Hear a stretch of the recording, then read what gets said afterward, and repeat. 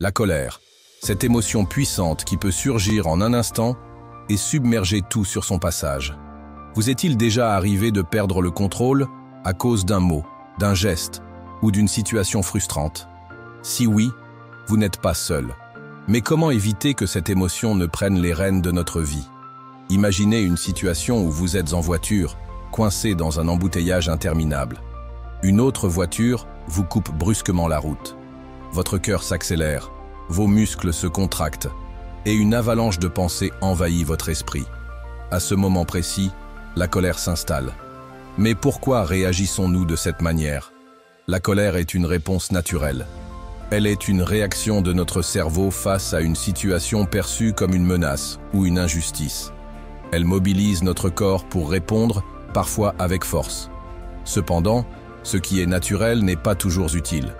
La colère peut rapidement devenir destructrice si elle n'est pas maîtrisée. Mais la bonne nouvelle, c'est que nous avons le pouvoir de reprendre le contrôle. La première étape consiste à comprendre ce qui se passe en nous. Prenez un instant pour réfléchir. La colère est-elle vraiment liée à l'événement en lui-même ou plutôt à l'interprétation que nous en faisons? Imaginez deux personnes confrontées à la même situation frustrante.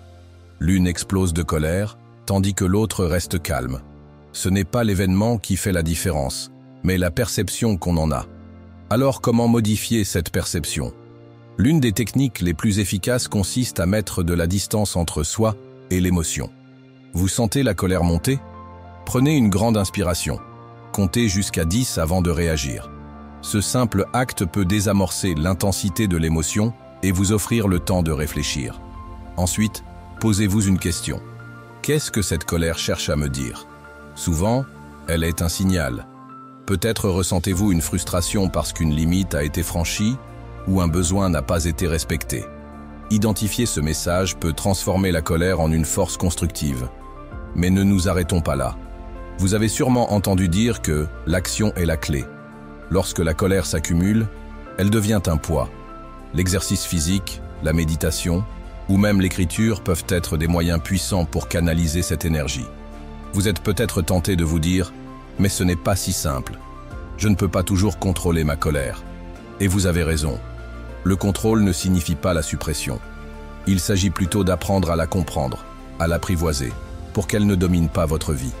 Une autre étape essentielle est de cultiver la compassion, envers vous-même et envers les autres. Lorsque vous êtes en colère contre quelqu'un, prenez un instant pour essayer de voir les choses de son point de vue. Cela ne signifie pas excuser ses actes, mais reconnaître qu'il peut y avoir des raisons derrière son comportement. Et enfin, un dernier conseil. Soyez patient avec vous-même. Maîtriser la colère est un processus. Vous aurez des moments où elle prendra le dessus. Mais chaque petit pas que vous faites pour mieux la comprendre et la gérer est une victoire. Alors, prenez une grande respiration et rappelez-vous, vous avez le pouvoir de reprendre les rênes. Si vous trouvez ce contenu utile et souhaitez continuer ce voyage vers une vie plus sereine, pensez à vous abonner et à partager cette vidéo avec ceux qui en ont besoin. Ensemble, nous pouvons apprendre à transformer nos émotions en outils de croissance.